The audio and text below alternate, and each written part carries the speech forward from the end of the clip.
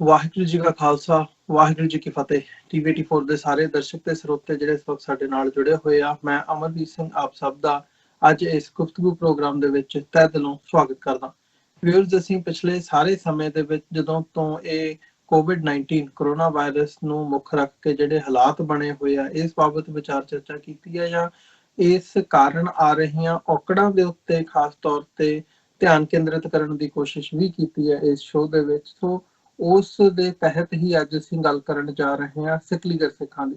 ਸਿਕਲੀਗਰ ਸਿੱਖਾਂ ਦੀ ਆਬਾਦੀ ਜਦੋਂ ਅਸੀਂ ਦੇਖਦੇ ਹਾਂ ਪੰਜਾਬ ਤੋਂ ਬਾਹਰ ਭਾਰਤ ਭਰ ਦੇ ਵਿੱਚ ਵੱਖ-ਵੱਖ ਸੂਬਿਆਂ ਦੇ ਵਿੱਚ, ਉਹ ਭਾਵੇਂ ਮੱਧ ਪ੍ਰਦੇਸ਼ ਹੋਵੇ, ਝਾਰਖੰਡ ਹੋਵੇ, ਅਦਰਵਾਈਜ਼ ਅਸੀਂ ਇਹਨਾਂ ਸਾਰੇ ਇਲਾਕਿਆਂ ਦੇ ਵਿੱਚ ਦੇਖਦੇ ਹਾਂ ਤੇ ਬਹੁਤ ਵੱਡੀ ਆਬਾਦੀ ਹੈ ਉਹਨਾਂ ਦੀ। ਪਰ ਪਿਛਲੇ ਦਿਨਾਂ ਦੇ ਵਿੱਚ ਇਹ ਗੱਲ ਦੇਖੀ ਗਈ ਹੈ ਸਿੱਖ ਸਭਾ ਦੇ ਵਿੱਚ, ਖਾਸ ਤੌਰ ਤੇ ਸੋਸ਼ਲ ਮੀਡੀਆ ਦੇ ਉੱਤੇ ਕਈ ਤਰ੍ਹਾਂ ਦੀਆਂ ਜਿਹੜੀਆਂ ਵੀਡੀਓਜ਼ ਨੇ ਸਿਕਲੀਗਰ ਸਿੱਖਾਂ ਦੇ ਨਾਲ ਸੰਬੰਧ ਰੱਖਦੀਆਂ, ਉਹ ਵਾਇਰਲ ਹੋਈਆਂ ਨੇ ਤੇ ਉਹਨਾਂ ਦੇ ਹਾਲਾਤਾਂ ਦੇ ਬਾਰੇ ਬਹੁਤ ਜਿਹੜੇ ਸਵਾਲ ਨੇ ਉਹ ਉੱਠਣੇ ਸ਼ੁਰੂ ਹੋਏ ਆ ਕਿ COVID-19 ਨੂੰ ਮੁੱਖ ਰੱਖਦਿਆਂ ਸਿਕਲੀਗਰ ਸਿੱਖਾਂ ਦੇ ਜਿਹੜੇ ਹਾਲਾਤ ਨੇ ਉਹ ਇਸ ਵਕਤ ਬੜੇ ਬਦਤਰ ਬਣੇ ਹੋਏ ਆ। ਉਹਨਾਂ ਨੂੰ ਜਿੱਥੇ ਰਹਿਣ ਦਾ, ਕੰਮ ਦਾ ਅੱਗੇ ਹੀ ਔਖਿਆਈ ਉਹਨਾਂ ਨੂੰ ਰਹੀ ਹੈ, ਹਮੇਸ਼ਾ ਔਕੜਾਂ ਦਾ ਸਾਹਮਣਾ ਕਰਨਾ ਪਿਆ, ਫਾਈਨੈਂਸ਼ਲੀ ਹਮੇਸ਼ਾ ਉਹਨਾਂ ਦੀ ਸਟਰਗਲ ਰਹੀ ਹੈ ਸਿਕਲੀਗਰ ਸਿੱਖਾਂ ਦੀ। ਪਿਛਲੇ ਸਾਰੇ ਸਮੇਂ ਦੇ ਵਿੱਚ ਮਹੀਨਿਆਂ ਤੋਂ ਸਾਲਾਂ ਤੱਕ ਜਦੋਂ ਅਸੀਂ ਦੇਖਦੇ ਹਾਂ, ਕੋਸ਼ਿਸ਼ਾਂ ਵੀ ਹੁੰਦੀਆਂ ਰਹੀਆਂ ਨੇ, ਉਹ ਸ਼੍ਰੋਮਣੀ ਗੁਰਦੁਆਰਾ ਪ੍ਰਬੰਧਕ ਕਮੇਟੀ ਹੋਵੇ, ਅਦਰਵਾਈਜ਼ ਹੋਵੇ, ਬਾਹਰਲੀਆਂ ਕੁਝ ਸਿੱਖ ਆਰਗੇਨਾਈਜੇਸ਼ਨਸ ਵੱਲੋਂ ਡਾਇਰੈਕਟਲੀ ਉਹਨਾਂ ਤੱਕ ਅਪਰੋਚ ਕਰਕੇ ਉਹਨਾਂ ਦੀ ਮਦਦ ਕਰਨ ਦੀ ਜਿਹੜੀ ਲਾਈਨ ਹੈ ਉਹ ਵੀ ਦੇਖੀ ਗਈ ਹੈ। ਤੇ ਨਾਲ ਜਦੋਂ ਅਸੀਂ ਉੱਥੋਂ ਦੇ ਸਿਸਟਮ ਦੀ ਗੱਲ ਕਰਦੇ ਹਾਂ ਜਾਂ ਪੁਲਿਸ ਪ੍ਰਸ਼ਾਸਨ ਦੀ ਗੱਲ ਕਰਦੇ ਹਾਂ ਤਾਂ ਉਹਨਾਂ ਵੱਲੋਂ ਵੀ ਕਿਤੇ ਨਾ ਕਿਤੇ ਸਿਕਲੀਗਰ ਸਿੱਖਾਂ ਨੂੰ ਟਾਰਗੇਟ ਕਰਨ ਦੀ ਲਾਈਨ ਹੈ। ਇਦਾਂ ਦੀਆਂ ਜਿਹੜੀਆਂ ਖਬਰਾਂ ਨੇ ਉਹ ਪਿਛਲੇ ਸਮੇਂ ਦੇ ਵਿੱਚ ਆਉਂਦੀਆਂ ਰਹੀਆਂ ਨੇ। ਤੇ ਜਿਹੜੀਆਂ ਹੁਣ ਰੀਸੈਂਟਲੀ ਇਹ ਵੀਡੀਓਜ਼ ਵਾਇਰਲ ਹੋਈਆਂ ਨੇ ਸਿਕਲੀਗਰ ਸਿੱਖਾਂ ਨੂੰ ਲੈ ਕੇ, ਉਹਨਾਂ ਦੀਆਂ ਜਿੱਥੇ ਉਹ ਆਪਣੇ ਹਾਲਾਤਾਂ ਬਾਰੇ ਦੱਸਦੇ ਆ, ਆਪਣੀਆਂ ਜੋ ਉਹਨਾਂ ਨੂੰ ਇਸ ਵਕਤ ਔਕੜਾਂ ਆ ਰਹੀਆਂ ਨੇ ਉਹਨਾਂ ਬਾਬਤ ਦੱਸ ਰਹੇ ਆ ਤੇ ਮਦਦ ਦੀ ਅਪੀਲ ਕਰ ਰਹੇ ਆ। ਉੱਥੇ ਸਿੱਖ ਸੰਗਤਾਂ ਜਾਂ ਆਰਗੇਨਾਈਜੇਸ਼ਨਸ ਮਦਦ ਵੀ ਕਰ ਰਹੀਆਂ ਨੇ। ਸੋ ਇਹਨਾਂ ਹਾਲਾਤਾਂ ਨੂੰ ਮੁੱਖ ਰੱਖਦਿਆਂ ਹੋਇਆ ਅਸੀਂ ਇਹ ਜਾਇਜ਼ ਸਮਝਿਆ ਕਿ ਉਹਨਾਂ ਬਾਬਤ, ਉਹਨਾਂ ਦੇ ਹਾਲਾਤਾਂ ਬਾਬਤ ਇਸ ਵਿਸ਼ੇ ਦੇ ਉੱਤੇ ਗੱਲ ਕੀਤੀ ਜਾਵੇ। ਤੇ ਇਕਲੌਤੇ ਤੌਰ ਦੇ ਉੱਤੇ ਡਾਕਟਰ ਹਰਪ੍ਰੀਤ ਕੌਰ ਖੁਰਾਨਾ, ਜਿਨ੍ਹਾਂ ਨੇ ਸਿਕਲੀਗਰ ਸਿੱਖਾਂ ਦੇ ਉੱਤੇ PhD ਕੀਤੀ ਹੈ, ਰਿਸਰਚ ਕੀਤੀ ਹੈ ਤੇ ਨਾਲ ਉਹਨਾਂ ਦੇ ਨੂੰ ਮੁੱਖ ਰੱਖਦਿਆਂ ਹੋਇਆ ਉਹਨਾਂ ਦੇ ਨਾਲ ਸੰਬੰਧਿਤ ਕਿਤਾਬਾਂ ਵੀ ਲਿਖੀਆਂ ਨੇ, ਉਹ ਸਾਡੇ ਨਾਲ ਅੱਜ ਭੋਪਾਲ ਦੇ ਵਿੱਚੋਂ ਇਸ ਵਕਤ ਫੋਨ ਲਾਈਨ ਦੇ ਉੱਤੇ ਬਣੇ ਹੋਏ ਆ ਤੇ ਉਹਨਾਂ ਕੋਲੋਂ ਅਸੀਂ ਵੇਰਵੇ ਸਹਿਤ ਜਾਣਕਾਰੀ ਲੈਣ ਦੀ ਕੋਸ਼ਿਸ਼ ਕਰਾਂਗੇ ਕਿ ਇਸ ਵਕਤ ਹਾਲਾਤ ਚੱਲ ਕੀ ਰਹੇ ਨੇ ਤੇ ਜਿੱਥੇ ਉਹ ਵੀਡੀਓਜ਼ ਆ ਰਹੀਆਂ ਨੇ ਸਾਹਮਣੇ, ਮਦਦ ਦੀ ਅਪੀਲ ਕੀਤੀ ਜਾ ਰਹੀ ਹੈ, ਉਸ ਬਾਬਤ ਕੀ ਉਹ ਜਾਣਦੇ ਨੇ ਤੇ ਸਮਝਦੇ ਨੇ। ਡਾਕਟਰ ਹਰਪ੍ਰੀਤ ਜੀ, ਤੁਹਾਡਾ ਸਵਾਗਤ ਹੈ ਜੀ। ਵਾਹਿਗੁਰੂ ਜੀ ਕਾ ਖਾਲਸਾ, ਵਾਹਿਗੁਰੂ ਜੀ ਕੀ ਫਤਿਹ ਜੀ। ਹਾਂਜੀ ਵੀਰ ਜੀ, ਮੇਰੀ ਵੱਲੋਂ ਆਪ ਨੂੰ ਔਰ ਇਸ ਪ੍ਰੋਗਰਾਮ ਨੂੰ ਦੇਖਣ ਵਾਲੇ ਸਾਰੇ ਸਰੋਤਾओं ਨੂੰ ਵਾਹਿਗੁਰੂ ਜੀ ਕਾ ਖਾਲਸਾ, ਵਾਹਿਗੁਰੂ ਜੀ ਕੀ ਫਤਿਹ। ਸ਼ੁਰੂਆਤ ਕਰਨੀ ਚਾਹੂੰਗਾ ਹਰਪ੍ਰੀਤ ਜੀ ਮੈਂ ਇਸੇ ਗੱਲ ਨੂੰ ਮੁੱਖ ਰੱਖ ਕੇ ਕਿ ਕਰੋਨਾ ਵਾਇਰਸ ਨੂੰ ਜਿੱਥੇ ਲੈ ਕੇ ਸਾਰੇ ਭਾਰਤ ਦੇ ਵਿੱਚ ਇਸ ਵਕਤ ਹਾਲਾਤ ਜਿਹੜੇ ਨੇ ਉਹ ਸਥਿਤੀ ਖਰਾਬ ਹੋ ਰਹੀ ਹੈ, ਕੇਸਿਸ ਵੱਧ ਰਹੇ ਨੇ ਤੇ ਲੋਕ ਆਪਣੀਆਂ ਨੌਕਰੀਆਂ ਤੋਂ ਹੱਥ ਧੋ ਰਹੇ ਨੇ, ਕੰਮ ਤੇ ਨਹੀਂ ਜਾ ਪਾ ਰਹੇ ਤੇ ਉਹਨਾਂ ਨੂੰ ਈਵਨ ਜਦੋਂ ਜਿਹੜੀਆਂ ਲੋੜੀਂਦੀਆਂ ਚੀਜ਼ਾਂ ਨੇ ਡੇਲੀ ਯੂਜ਼ ਦੇ ਵਿੱਚ ਆਉਣ ਵਾਲੀਆਂ ਖਾਣ ਪੀਣ ਦੀਆਂ ਚੀਜ਼ਾਂ ਤੋਂ ਲੈ ਕੇ ਅਦਰਵਾਈਜ਼ ਉਹਨਾਂ ਨੂੰ ਬੜੇ ਕਿਸਮ ਦੀਆਂ ਮੁਸ਼ਕਲਾਂ ਜਿਹੜੀਆਂ ਨੇ ਉਹ ਆ ਰਹੀਆਂ ਨੇ। ਸੋ ਜਿੱਥੇ ਤੁਸੀਂ ਬੈਠੇ ਹੋ ਭੋਪਾਲ ਦੇ ਵਿੱਚ, ਮੱਧ ਪ੍ਰਦੇਸ਼ ਦੇ ਵਿੱਚ, ਕਰੀਬ ਉੱਥੇ 10,000 ਜਿਹੜੇ ਸਿਕਲੀਗਰ ਸਿੱਖ ਨੇ ਉਹਨਾਂ ਦੀ ਆਬਾਦੀ ਹੈ। ਅਦਰਵਾਈਜ਼ ਜਦੋਂ ਅਸੀਂ ਓਵਰਆਲ ਦੇਖਦੇ ਹਾਂ ਤੇ ਕੀ ਸਮਝਦੇ ਹੋ ਜਾਂ ਤੁਸੀਂ ਉਹਨਾਂ ਦੇ ਨਾਲ ਇਨ ਟੱਚ ਵੀ ਰਹਿੰਦੇ ਹੋ, ਕੀ ਜਾਣਕਾਰੀ ਕੀ ਸਾਨੂੰ ਤੁਸੀਂ ਦੱਸ ਸਕਦੇ ਹੋ ਸਿਕਲੀਗਰ ਸਿੱਖਾਂ ਦੇ ਹਾਲਾਤਾਂ ਬਾਰੇ, ਖਾਸ ਤੌਰ ਤੇ ਇਸ COVID-19 ਨੂੰ ਮੁੱਖ ਰੱਖਦੇ ਆ ਜਿਹੜੇ ਇਸ ਵਕਤ ਬਣੇ ਹੋਏ ਆ? ਹਾਂਜੀ ਵੀਰ ਜੀ, ਇੱਥੇ ਮੱਧ ਪ੍ਰਦੇਸ਼ ਜਦੋਂ ਇਹ ਰਿਸਰਚ ਹੋਈ ਤੇ ਪਤਾ ਲੱਗਿਆ ਕਿ ਇਹਨਾਂ ਦੀ ਟੋਟਲ ਆਬਾਦੀ ਕਰੀਬ 10,000 ਹੈਗੀ ਹੈ। ਟੋਟਲ 9,400 ਇਹਨਾਂ ਦੀ ਪਾਪੂਲੇਸ਼ਨ ਹੈਗੀ, ਜਿਸਨੂੰ ਅਸੀਂ 10,000 ਮੰਨ ਲੈਂਦੇ ਹਾਂ। ਤੇ ਜੋ ਪੂਰੇ MP ਦੇ ਹਾਲਾਤ ਹਨ ਉਹ ਜ਼ਿਆਦਾਤਰ ਬਹੁਤ ਅੱਛੇ ਨਹੀਂ ਗਾ, ਕਿਉਂਕਿ ਮੋਸਟਲੀ ਜਿਹੜੇ ਸਿਗਲੀਕਰ ਹਨ ਉਹਨਾਂ ਦੀ ਜਿਹੜੀ ਇਕਨੋਮਿਕ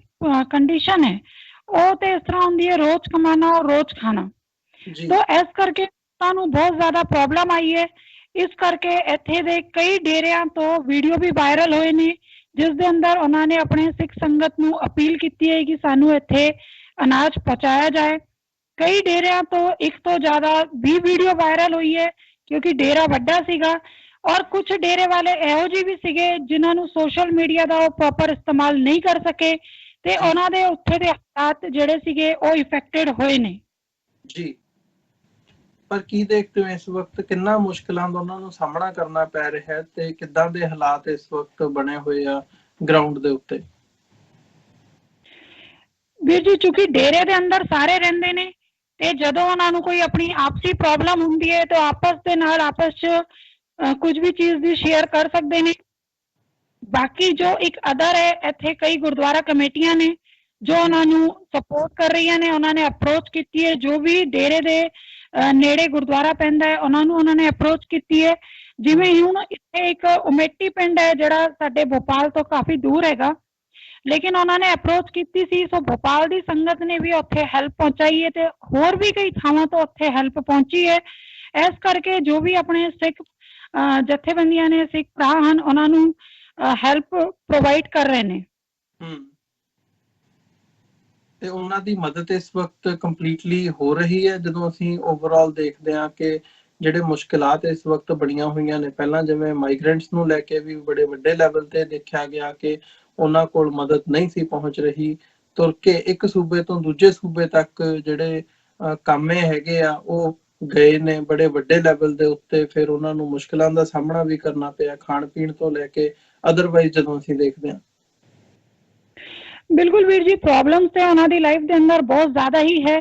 ਕਿਉਂਕਿ ਵੈਸੇ ਅਗਰ ਆਪਾਂ ਦੇਖਿਆ ਜਾਏ ਤੇ ਇੱਥੇ ਆਪਾਂ ਇੱਕ ਜਿਹੜੀ ਉਹਨਾਂ ਦੀ ਪਾਪੂਲੇਸ਼ਨ ਹੈ ਅਬਾਊਟ 10,000 ਜਿਹੜੀ ਹੈ, ਤੇ ਉਹ ਜੇ ਦੇਖਾ ਜਾਏ ਤੇ 10,000 ਜਿਹੜੇ ਲੋਕ ਹਨ ਉਹਨਾਂ ਨੂੰ ਬਾਰ-ਬਾਰ ਸੰਗਤ ਦੇ ਅੱਗੇ ਅਪੀਲ ਕਰਨੀ ਪੈ ਰਹੀ ਹੈ, ਕਿਉਂਕਿ ਕਈ ਇਹੋ ਜਿਹੀਆਂ ਚੀਜ਼ਾਂ ਹਨ ਜਿਸ ਤਰ੍ਹਾਂ ਇੱਕ ਬਈ ਜਿਹੜੀ ਇੱਕ ਉਹਨਾਂ ਦੀ ਡੇਲੀ ਦੀ ਨੀਡਸ ਹੈ, ਜਿਸ ਨੂੰ ਆਪਾਂ ਨਾਰਮਲੀ ਕਹਿ ਸਕਦੇ ਹਾਂ ਕੁੱਲੀ ਗੁੱਲੀ ਤੇ ਜੁੱਲੀ, ਮਤਲਬ ਰੋਟੀ ਕੱਪੜਾ ਔਰ ਮਕਾਨ। ਇਹ ਤਾਂ ਉਹਨਾਂ ਦੀ ਇੱਕ ਬੇਸਿਕ ਪ੍ਰੋਬਲਮ ਹੈ, ਜਦ ਕਿ ਆਪਾਂ ਹੁਣ ਜਿਹੜਾ ਇੱਕ ਟਾਈਮ 2020 ਦਾ ਆ ਗਿਆ, ਇੰਨੇ ਅੱਗੇ ਵੱਧ ਗਏ ਹਾਂ ਤੇ ਅੱਜ ਵੀ ਜੇ ਦੇਖਾ ਜਾਏ ਤਾਂ ਸਾਡੀ ਕਮਿਊਨਿਟੀ ਦਾ ਇੰਪੋਰਟੈਂਟ ਪਾਰਟ ਅੱਜ ਵੀ ਉਹਨਾਂ ਚੀਜ਼ਾਂ ਦੇ ਅੰਦਰ ਹੀ ਜੂਝ ਰਿਹਾ ਹੈ। ਇਸ ਦਾ ਮਤਲਬ ਸਿੱਧੇ ਤੌਰ ਤੇ ਇਹ ਹੋ ਰਿਹਾ ਹੈ ਕਿ ਇਕਨੋਮਿਕਲੀ ਰੂਪ ਤੇ ਉਹ ਅੱਜ ਵੀ ਕਾਫੀ ਵੀਕ ਹਨ। ਇੱਥੇ ਕੁਝ ਲੋਕ ਸਕਦੇ ਨੇ ਜੋ ਕੁਝ ਪੁਆਇੰਟ ਨਾਲ ਸਟਰੋਂਗ ਹਨ। ਆਪਾਂ ਇਹ ਨਹੀਂ ਕਹਿੰਦੇ ਕਿ ਸਾਰੇ ਸਿਕਲੀਕਰ ਬਿਲਕੁਲ ਇਕਨੋਮਿਕਲੀ ਪਿਛੜੇ ਹੋਏ ਨੇ ਜਾਂ ਲੋੜਵੰਦ ਹਨ, ਲੇਕਿਨ ਜੋ ਸਟਰੋਂਗ ਹੈ ਉਹਨਾਂ ਦੀ ਜਿਹੜੀ ਸੰਖਿਆ ਹੈ ਉਹ ਬਹੁਤ ਹੀ ਘੱਟ ਹੈਗੀ ਹੈ। ਤੇ ਅੱਜ ਵੀ ਐਜੂਕੇਸ਼ਨ ਦਾ ਜੇ ਪੁਆਇੰਟ ਦੇਖਿਆ ਜਾਵੇ ਤੇ ਐਜੂਕੇਸ਼ਨ ਪੱਖੋਂ ਵੀ ਉਹ ਕਾਫੀ ਵੀਕ ਹਨ, ਕਿਉਂਕਿ ਮੈਨੂੰ ਆਪਣੇ ਰਿਸਰਚ ਦੌਰਾਨ ਪੂਰੇ ਐਮਪੀ ਦੇ ਅੰਦਰ ਇੱਕ ਵੀ ਇਹੋ ਜਿਹਾ ਇੱਕ ਲੇਡੀ ਨਹੀਂ ਮਿਲੀ ਸੀ, ਜਿਹੜੀ ਸਿਕਲੀ ਕਰਨੀ ਨਹੀਂ ਮਿਲੀ ਸੀ ਜਿਹੜੀ ਗ੍ਰੈਜੂਏਟ ਹੋਵੇ, ਤੇ ਉਂਗਲੀਆਂ ਦੇ ਅੰਦਰ ਜਾਣੇ ਵਾਲੇ ਅੱਜ ਦੇ ਟਾਈਮ ਦੇ ਅੰਦਰ ਹੀ ਜਿਹੜੇ ਸਿਕਲੀਕਰ ਹਨ ਉਹ ਗ੍ਰੈਜੂਏਟ ਹਨ। ਸੋ ਜੋ ਅੱਜ ਕੱਲ ਦੀ ਜਿਹੜੀ ਚੀਜ਼ ਹੈ ਉਹ ਕੰਪੀਟੀਸ਼ਨ ਫਾਈਟ ਦੇ ਅੰਦਰ ਤਾਂ ਬਹੁਤ ਪਿਛੜੇ ਹੋਏ ਨੇ,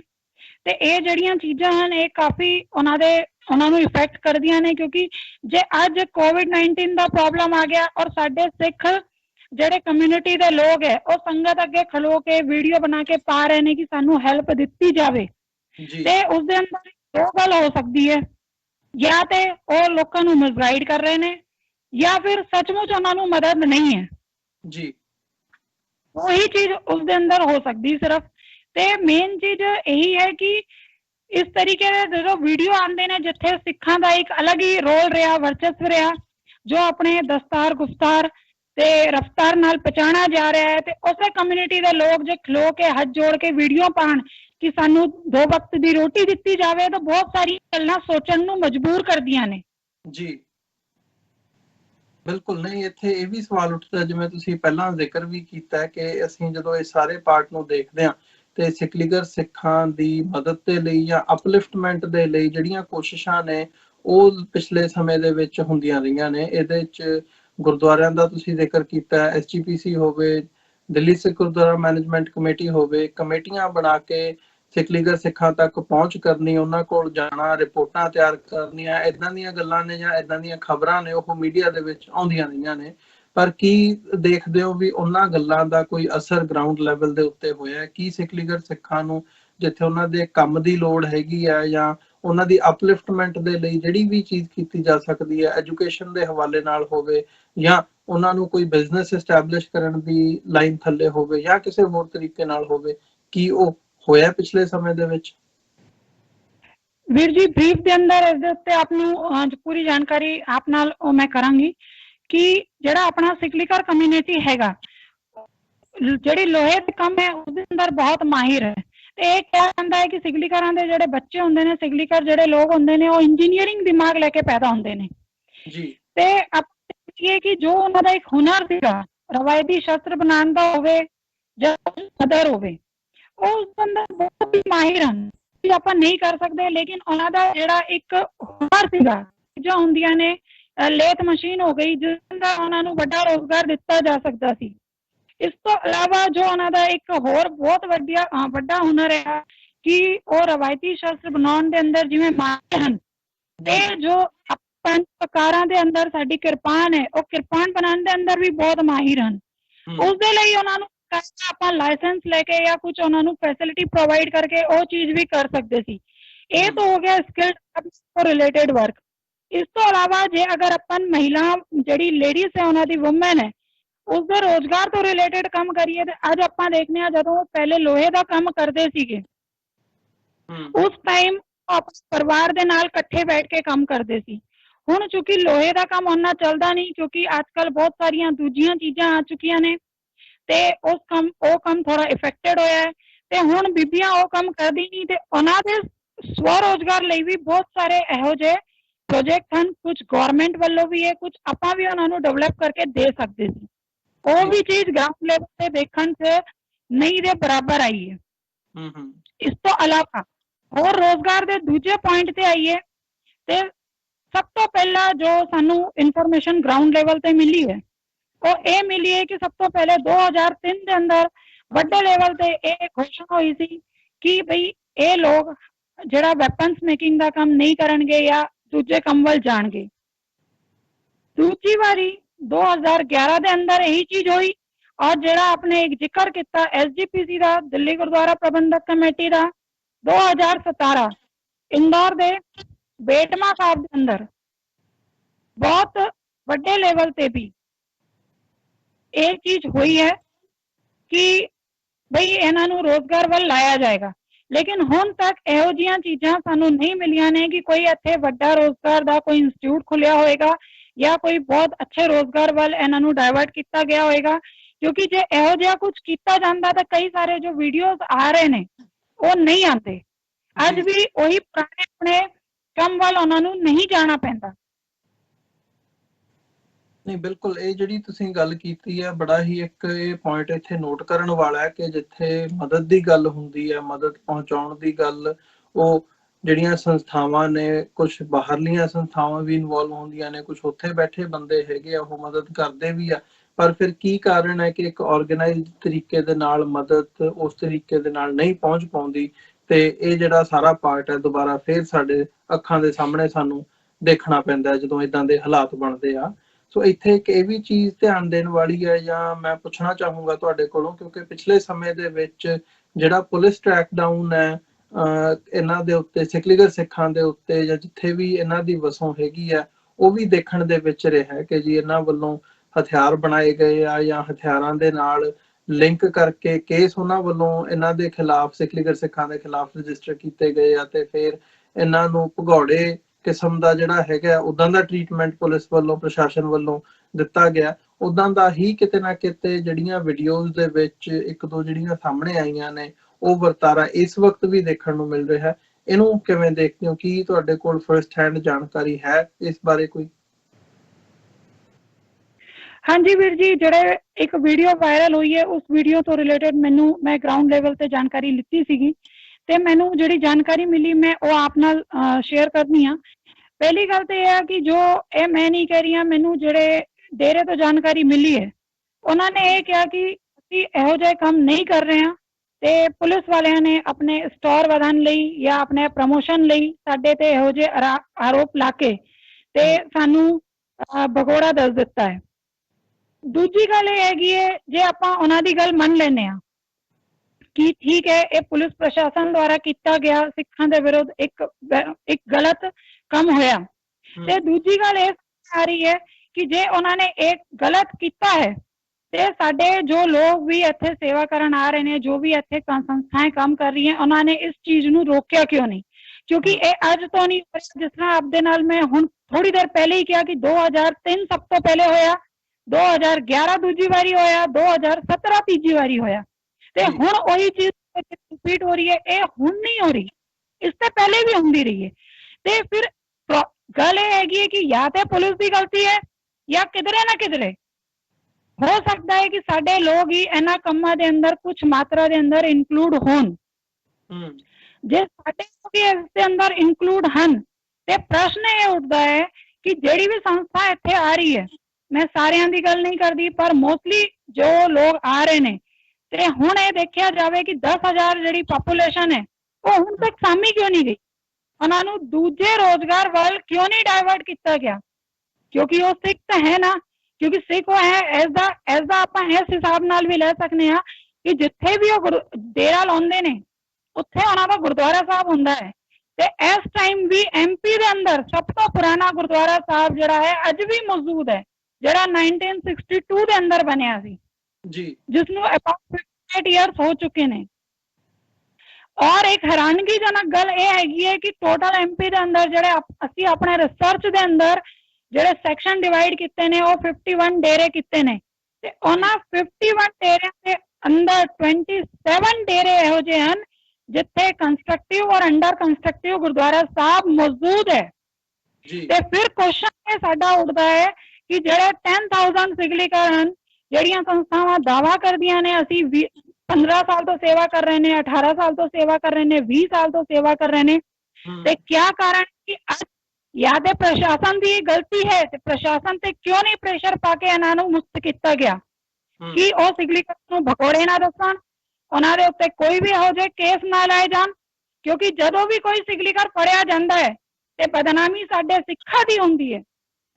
ਕਿਉਂਕਿ ਕਈ ਵਾਰੀ ਉਹਨਾਂ ਨੂੰ ਰੂਪ ਦੇ ਅੰਦਰ ਪੇਸ਼ ਕੀਤਾ ਜਾਂਦਾ ਹੈ, ਉਸ ਨੂੰ ਦੇਖ ਕੇ ਸਾਨੂੰ ਬਹੁਤ ਬੁਰਾ ਲੱਗਦਾ ਹੈ। ਕਈ ਵਾਰੀ ਉਹਨਾਂ ਦੇ ਸਿਰ ਤੋਂ ਪਗੜੀ ਨਹੀਂ ਹੁੰਦੀ, ਬਾਲ ਖਿੱਲੇ ਹੋਏ ਹੁੰਦੇ ਨੇ,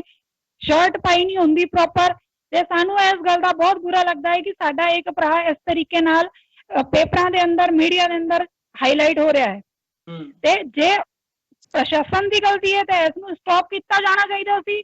ਜੇ ਸਿਕਲੀਕਰਾਂ ਦੀ ਗਲਤੀ ਹੈ ਤੇ ਉਹਨਾਂ ਨੂੰ ਦੂਜੇ ਵੱਲ ਕਿਉਂ ਨਹੀਂ ਲਾਇਆ? ਕਿ ਕਿਹੜੀ ਮਜਬੂਰੀ ਹੈ ਕਿ ਅੱਜ ਵੀ ਉਹ ਉਸੇ ਕੰਮ ਦੇ ਅੰਦਰ ਇਨਕਲੂਡ ਹੋ ਰਹੇ ਨੇ? ਤੇ ਦੋ ਚੀਜ਼ ਇੱਥੇ ਪ੍ਰੋਪਰ ਉੱਠਦੀ ਹੈ ਸਾਡੇ ਵੱਲੋਂ ਜੀ। ਨਹੀਂ, ਪਰ ਇਹਦੇ ਚ ਸਮਝਦੇ ਕੀ ਹੋ ਤੁਸੀਂ ਵੀ ਕੀ ਕਾਰਨ ਕੀ ਬਣਿਆ ਕਿ ਮਦਦ ਹੋਣ ਦੇ ਬਾਵਜੂਦ ਵੀ ਬਾਹਰਲੀਆਂ ਸਿੱਖ ਸੰਸਥਾਵਾਂ ਹੋਣ ਜਾਂ ਉੱਥੇ ਜਿਹੜੇ ਬੈਠੇ ਆ ਉਹ ਮਦਦ ਕਰਦੇ ਆ, ਪਰ ਕੀ ਕਾਰਨ ਬਣਿਆ ਕਿ ਉਹ ਅਪਲਿਫਟਮੈਂਟ ਜਾਂ ਉਹ ਤਰੀਕੇ ਦੇ ਨਾਲ ਉਹ ਇੱਕ ਲੈਵਲ ਨਹੀਂ ਬਣ ਪਾਇਆ ਜਿਹਦੇ ਕਰਕੇ ਉਹ ਉਹੀ ਸਰਕਲ ਦੁਬਾਰਾ ਘੁੰਮੀ ਜਾ ਰਿਹਾ ਹੈ ਤੇ ਉਹ ਜਿਹੜੀ ਇੰਪਲੀਮੈਂਟੇਸ਼ਨ ਹੈ ਉਸ ਕਾਰਜ ਦੀ ਉਹ ਨਹੀਂ ਹੋ ਪਾਈ? ਵੀਰ ਜੀ, ਸਭ ਤੋਂ ਵੱਡੀ ਗੱਲ ਤੇ ਇਹ ਹੈਗੀ ਹੈ ਕਿ ਜੋ ਮਦਦ ਹੋਈ ਉਹ ਮਦਦ ਕਿੱਦਾਂ ਦੀ ਮੇਨ ਹੋ ਰਹੀ ਹੈ? ਕੁਝ ਐਜੂਕੇਸ਼ਨ ਦਾ ਹੋ ਰਿਹਾ ਹੈ, ਲੇਕਿਨ ਉਹਨਾਂ ਦੇ ਅੰਦਰ ਗਰੀਬੀ ਇੰਨੀ ਹੈ ਕਿ ਉਹ 10th 12th ਤੋਂ ਬਾਅਦ ਬੱਚੇ ਨੂੰ ਪੜ੍ਹਾਉਣਾ ਨਹੀਂ ਚਾਹੁੰਦੇ, ਕਿਉਂਕਿ ਉਹਨਾਂ ਨੂੰ ਜੇ ਪੜ੍ਹਦਾ ਰਹੇਗਾ ਤਾਂ ਰੋਜ਼ਗਾਰ ਦਾ ਉਹਨਾਂ ਦਾ ਸਾਧਨ ਰੁਕ ਜਾਏਗਾ। ਉਸ ਤੋਂ ਬਾਅਦ ਉਹ ਕੰਮ ਧੰਦੇ ਵੱਲ ਲਗਾ ਦਿੰਦੇ ਨੇ। ਦੂਜੀ ਗੱਲ ਇਹ ਹੈਗੀ ਹੈ ਕਿ ਲੇਡੀਜ਼ ਲਈ ਪ੍ਰੋਪਰ ਕੰਮ ਕਰਨ ਲਈ ਉਹ ਭੇਜ ਨਹੀਂ ਸਕਦੇ ਕਿਉਂਕਿ ਉਹ ਇਲਿਟਰੇਟ ਹੈ, ਤੇ ਉਹ ਦੂਜਿਆਂ ਜੋ ਕਿਉਂਕਿ ਉਹ ਹੈ ਸਿੱਖ, ਤੇ ਉਹ ਦੂਜਿਆਂ ਦੇ ਕਰਨ ਦੇ ਅੰਦਰ ਆਪਣੀ ਪਰਿਵਾਰ ਦੀ ਕਿਸੇ ਵੀ ਲੇਡੀਜ਼ ਨੂੰ ਦੂਜੇ ਕੰਮ ਲਈ ਭੇਜਦੇ ਨਹੀਂ। ਕਿਧਰੇ ਖੇਤ ਦੇ ਅੰਦਰ ਕੁਝ ਥੋੜੀ ਬਹੁਤ ਮਜ਼ਦੂਰੀ ਕਰਨ ਉਹ ਬੀਬੀ ਜਾ ਸਕਦੀ ਹੈ, ਉਹ ਵੀ ਸਾਰੇ ਪਰਿਵਾਰ ਅਲਾਉ ਨਹੀਂ ਕਰਦੇ। ਅਪਲਿਫਟਮੈਂਟ ਦੀ ਤੀਜੀ ਗੱਲ ਹੈ ਕਿ ਕਿਹੜੀ ਇੱਥੇ ਫੈਕਟਰੀ ਲੱਗੀ ਹੈ, ਕਿਹੜੇ ਮਤਲਬ ਕਾਰਜ ਹੋਏ ਨੇ ਜਿਸ ਨੂੰ ਅਸੀਂ ਕਿਹਾ ਜਾਏ ਕਿ ਇਹਨਾਂ ਨੂੰ ਪ੍ਰੋਪਰ ਰੋਜ਼ਗਾਰ ਦਿੱਤਾ ਗਿਆ ਹੈ। ਪ੍ਰੋਪਰ ਰੋਜ਼ਗਾਰ ਦੀ ਗੱਲ ਤਾਂ ਜਦੋਂ ਇਹਨਾਂ ਨੂੰ ਕੋਈ ਸਕਿੱਲ ਡਿਵੈਲਪਮੈਂਟ ਵਾਲੇ ਉਹ ਦਿੱਤੇ ਜਾਂਦੇ, ਜਿਵੇਂ ਉਹਨਾਂ ਨੂੰ ਜਿਸ ਤਰ੍ਹਾਂ ਆਪਾਂ ਪਹਿਲੇ ਵੀ ਜ਼ਿਕਰ ਕੀਤਾ ਸੀ, ਕੋਈ ਲੋਹੇ ਦੀ ਕੋਈ ਕੰਮ ਕਰਨ ਵਾਲੀ ਫੈਕਟਰੀ ਲਾ ਦਿੰਦੇ ਆਪਾਂ, ਜਾਂ ਗਵਰਨਮੈਂਟ ਪ੍ਰੈਸ਼ਰ ਬਣਦਾ, ਕਿਉਂਕਿ ਗਵਰਨਮੈਂਟ ਉਦੋਂ ਹੀ ਕੋਈ ਕਾਰਜ ਕਰੇਗੀ। ਮੋਸਟਲੀ ਆਪਾਂ ਇੱਕ ਗੱਲ ਦੇਖਦੇ ਹਾਂ ਕਿ ਉਦੋਂ ਹੀ ਕੋਈ ਕਾਰਜ ਕਰੇਗੀ ਜਦੋਂ ਉਹਨਾਂ ਨੂੰ ਲੱਗੇਗਾ ਕਿ ਸਾਡਾ ਵੋਟ ਬੈਂਕ ਮਜ਼ਬੂਤ ਹੋ ਰਿਹਾ, ਕਿਉਂਕਿ ਪੂਰੇ ਐਮਪੀ ਦੇ ਅੰਦਰ 10,000 ਆਬਾਦੀ ਹੈ। ਅਸੀਂ ਇੱਕ ਦੋ ਜ਼ਿਲ੍ਹੇ ਦੀ ਗੱਲ ਨਹੀਂ ਕਰ ਰਹੇ, ਪੂਰੇ ਐਮਪੀ ਦੀ ਗੱਲ ਕਰ ਰਹੇ ਹਾਂ। ਤੇ ਇੱਕ ਹੋਰ ਹੈਰਾਨਗੀਜਨਕ ਗੱਲ ਮੈਂ ਆਪ ਨੂੰ ਇੱਥੇ ਐਡ ਕਰਾਂਗੀ, ਜਦੋਂ ਇਹ ਬੁੱਕ ਪਬਲਿਸ਼ ਹੋ ਰਹੀ ਸੀ ਇਸ ਟਾਈਮ ਵੀ ਮੈਨੂੰ ਕਾਫੀ ਜ਼ਿਆਦਾ ਸਟਾਪ ਕੀਤਾ ਗਿਆ ਸੀ ਕਿ ਇਹ ਆંકੜੇ ਪਬਲਿਸ਼ ਨਾ ਕੀਤੇ ਜਾਣ, ਸਾਰੀਆਂ ਇਨਫੋਰਮੇਸ਼ਨ ਨਾ ਸਾਂਝੀ ਕੀਤੀਆਂ ਜਾਣ, ਕਿਉਂਕਿ ਜਦੋਂ ਲੋਕਾਂ ਨੂੰ ਪਤਾ ਲੱਗੇਗਾ ਕਿ ਸਿਰਫ 10,000 ਸਿਗਲੀਕਰ ਹੈ ਤਾਂ ਕਾਫੀ ਪ੍ਰੋਬਲਮ ਕ੍ਰੀਏਟ ਹੋਏਗੀ ਸਾਡੇ ਲਈ। ਤੇ ਹੁਣ ਆਪ ਦੇਖੋ ਕਿ ਜਦ 10,000 ਪੋਪੂਲੇਸ਼ਨ ਹੈ ਤੇ ਉਹ ਕਿਉਂ ਨਹੀਂ ਸਾਮੀ ਜਾ ਰਹੀ, ਕਿਉਂਕਿ ਗਵਰਨਮੈਂਟ ਤੇ ਉਦੋਂ ਤੱਕ ਨਹੀਂ ਕਰੇਗੀ ਜਦੋਂ ਤੱਕ ਉਹਨਾਂ ਨੂੰ ਪ੍ਰੈਸ਼ਰ ਨਹੀਂ ਮਿਲੇਗਾ। ਕਿਉਂਕਿ ਇਸ ਤੋਂ ਪਹਿਲੇ ਵੀ ਆਪਾਂ ਐਸੇ ਪ੍ਰੋਗਰਾਮ ਦੇ ਅੰਦਰ ਇੱਕ ਜ਼ਿਕਰ ਕਰ ਚੁੱਕੇ ਹਾਂ ਕਿ ਜਿਹੜਾ ਇੰਡੀਅਨ ਕਨਸਟੀਟਿਊਸ਼ਨ ਹੈ ਉਸਦੇ ਅੰਦਰ ਸਿੱਖ, ਬੌਧ ਤੇ ਜੈਨੀ ਇਹਨਾਂ ਨੂੰ ਹਿੰਦੂ ਕਮਿਊਨਿਟੀ ਦਾ ਇੱਕ ਪਾਰਟ ਮੰਨਿਆ ਜਾਂਦਾ ਹੈ। ਜੀ ਬਿਲਕੁਲ, ਕਨਸਟੀਟਿਊਸ਼ਨ ਪਹਿਲੇ ਵੀ ਇਹੀ ਸੀਗਾ, ਹੁਣ ਵੀ ਇਹੀ ਆ ਕਿ ਜਦੋਂ ਇਹਨਾਂ ਨੂੰ ਹਿੰਦੂ ਕਮਿਊਨਿਟੀ ਦਾ ਪਾਰਟ ਮੰਨਿਆ ਜਾਂਦਾ ਹੈ ਤੇ ਸਾਡੇ ਸਿੱਖਾਂ ਨੂੰ ਤੁਸੀਂ अन्य ਹਿੰਦੂ ਕਮਿਊਨਿਟੀ ਵਾਂਗ OBC ਦੀ ਫੈਸਿਲਿਟੀ ਕਿਉਂ ਨਹੀਂ ਪ੍ਰੋਵਾਈਡ ਕਰਦੇ? ਪਰ ਇਹਨਾਂ ਚੀਜ਼ਾਂ ਨੂੰ ਲੈ ਕੇ ਕਿਸੇ ਨੇ ਕਦੇ ਪ੍ਰੈਸ਼ਰ ਕੀਤਾ ਨਹੀਂ। ਇਸ ਤੋਂ ਇਲਾਵਾ ਜੇ ਹੋਰ ਜਥੇਬੰਦੀਆਂ ਦੂਜੇ ਕੰਮ ਨਹੀਂ ਕਰ ਸਕਦੀ ਹੈ ਤੇ ਸ਼ਾਸਨ ਦੀਆਂ ਕਈ ਸਕੀਮਾਂ ਹੁੰਦੀਆਂ ਨੇ ਜੋ ਆਪ ਦੇਖਦੇ ਹੋ, ਸਿਗਲੀਕਰਾਂ ਨੂੰ ਰਹਿਣ ਲਈ ਮਕਾਨ ਨਿਗਾ, ਤੇ ਜਦੋਂ ਸ਼ਾਸਨ ਉਹਨਾਂ ਦੇ ਮਕਾਨ ਤੇ ਬੁਲਡੋਜ਼ਰ ਚਲਾ ਦਿੰਦੀ ਹੈ ਜਾਂ ਤੋੜੇ ਜਾਂਦੇ ਨੇ ਤੇ ਆਪਾਂ ਕਹਿੰਦੇ ਹਾਂ ਸਿਗਲੀਕਰਾਂ ਤੇ ਅਤਿਆਚਾਰ ਹੋ ਰਿਹਾ, ਪਰ ਆਪ ਉਦੋਂ ਤੱਕ ਦੇਖੋ ਤੇ ਆਪ ਨੂੰ ਪਤਾ ਲੱਗੇਗਾ ਕਿ ਉਹ ਇਲੀਗਲ ਰਹਿ ਰਹੇ ਸੀ ਤੇ ਜੋ ਵੀ ਲੋਕ ਇੱਥੇ ਕੰਮ ਕਰਨ ਆ ਰਹੇ ਸੀ ਅੱਜ ਤੱਕ ਉਹਨਾਂ ਨੂੰ ਭੂਮੀ ਦੇ ਪੱਟੇ ਤੱਕ ਪ੍ਰੋਵਾਈਡ ਨਹੀਂ ਕਰ ਸਕੇ ਜੀ, ਤੇ ਨਾ ਉਹ ਲੈ ਸਕੇ। ਇਸ ਤੋਂ ਇਲਾਵਾ ਕਈ ਮੈਂ ਆਪਣੇ ਆਸ-ਪਾਸ ਵੀ ਦੇਖਨੀ ਆ, ਕਈ ਇਹੋ ਜਿਹੇ ਗਰੀਬ ਪਰਿਵਾਰ ਹਨ ਜਿਨ੍ਹਾਂ ਨੇ ਜੋ ਸ਼ਾਸਨ ਦੀ ਕੁਟੀਰ ਯੋਜਨਾ ਹੈ ਜਾਂ ਦੂਜੀ ਯੋਜਨਾ ਦੇ ਤਹਿਤ, ਜਿਸ ਦੇ ਤਹਿਤ ਉਹਨਾਂ ਨੂੰ 2.5 ਲੱਖ ਤੋਂ ਲੈ ਕੇ 5 ਲੱਖ ਤੱਕ ਦਾ ਮਕਾਨ ਬਣਾਉਣ ਲਈ, ਟਾਇਲਟ ਬਣਾਉਣ ਲਈ ਪੈਸਾ ਔਰ ਉਹ ਦਿੱਤਾ ਜਾਂਦਾ ਹੈ, ਫੈਸਿਲਿਟੀ ਪ੍ਰੋਵਾਈਡ ਕੀਤੀ ਜਾਂਦੀ ਹੈ। ਲੇਕਿਨ ਆਪ ਨੂੰ ਇਹ ਸੁਣ ਕੇ ਬਹੁਤ ਹੈਰਾਨਗੀ ਹੋਏਗੀ ਕਿ ਸਾਡੇ ਅੱਜ ਵੀ